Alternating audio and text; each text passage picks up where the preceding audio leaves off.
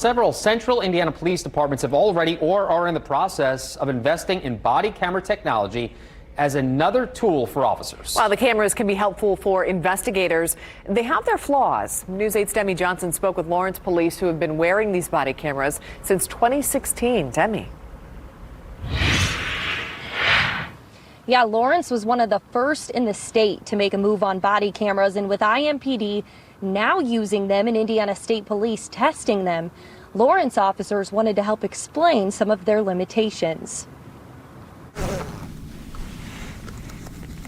Zipped inside the vests of 44 Lawrence police officers are cell phones with cameras. It was very important to us to provide our officers with an officer safety tool and also a terrific evidence gathering tool. Deputy Chief Gary Woodruff is glad to see more departments are beginning to feel the same way. But as agencies jump on the body camera train, Woodruff has an important reminder. It is a perspective. It may not be the perspective. Woodruff says oftentimes a body camera only tells part of the story. So if the body-worn camera is looking forward and the officer's head is looking off to the side at an angle, the officer is going to perceive things or see things that the body-worn camera facing forward may not actually observe or see. On the plus side, he says even if you don't see the full picture, you can usually hear it. That is, if the technology is working properly. Some technologies are prone to not work on occasion. Think about how many times your cell phone doesn't have the coverage that you would like it to have, or you boot up your computer and for whatever reason you have to reboot your computer. Got a gun. Okay, Sam. Emergency number 911.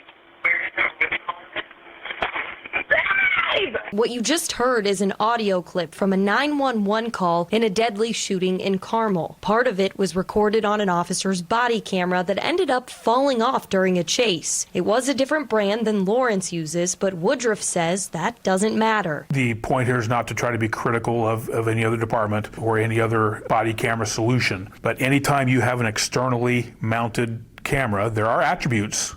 A limitation to those specific systems is that they can be prone to dislodge, and typically if they're going to dislodge, it's at a critical moment. Deputy Chief Woodruff tells me his department is very happy with its body cameras and he hopes to continue the program for many more years. He says he thinks IMPD will feel the same way, and with more transparency and explanation, he hopes the public will too. Live in Indianapolis, Demi Johnson, Wish TV, wishtv.com, and follow us on Facebook. Demi, thank you.